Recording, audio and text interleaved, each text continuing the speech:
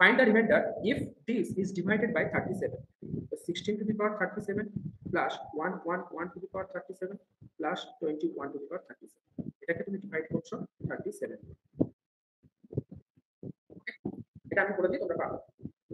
ধরো ধরো আমি 8 কে 2 দিয়ে ডিভাইড করছি, ডিভিজিবল একই না বলবো, ডিভিজিবল।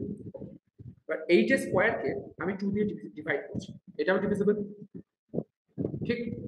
8 এর কিউব যদি করি, তাকে যদি আমি 2 দিয়ে ডিভাইড করি, সেটাও ডিভিজিবল। এইভাবে করতে করতে যদি 8 এর পাওয়ার আমি যাই করি না কেন, তুমি যা খুশি করো, 8 এর পাওয়ারে 2000 করে দিলাম, সেটাও তোমার 2 দিয়ে ডিভিজিবল হবে, হ্যাঁ কিনা বলো? কারণ যে নাম্বারে তুমি পাওয়ার করছো সেই নাম্বারটাই 2 দিয়ে ডিভিজিবল। তা তুমি তার যারই পাওয়ার করো না কেন, 2 একটা ফ্যাক্টর সবসময় থেকেই যাবে, তো সেটা সবসময় ডিভিজিবল হয়ে যাবে, ঠিক। এবার তুমি এখানে দেখতে পাচ্ছ যে তোমার কাছে যে নাম্বারটা আছে এখানে 111, এই নাম্বারটা 37 দিয়ে ডিভিজিবল হয়ে যাবে। তো 111 পাওয়ারে যাই থাকুক না কেন, তাকে তুমি যখন 37 দিয়ে ডিভাইড করবে, সেক্ষেত্রে তোমার রিমাইন্ডার কত আসবে? বোঝা গেল? কারণ 37 ইন্টু 3 করলে সেটা 111। তো 111 এর পাওয়ারে যাই থাকুক না কেন, তুমি যখন তাকে 37 দিয়ে ডিভাইড করবে, সেটা তোমার রিমাইন্ডার 0 আসবে।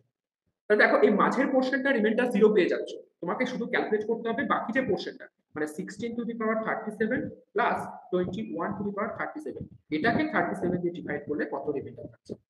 তো আবার সেই সেম কনসেপ্ট, তুমি দেখতে পাচ্ছ n অড আছে, মানে a প্লাস b একটা ফ্যাক্টর হবে, তো 16 প্লাস 21 হচ্ছে একটা ফ্যাক্টর হচ্ছে। এবার 16 প্লাস 21 মানে কত হচ্ছে? 37 হচ্ছে। তো এটা তো কমপ্লিটলি ডিভিজিবল বাই 37, তো কমপ্লিটলি ডিভিজিবল যদি হয় তাহলে 0 রিমাইন্ডার হচ্ছে, মানে অপশন এ কারেক্ট।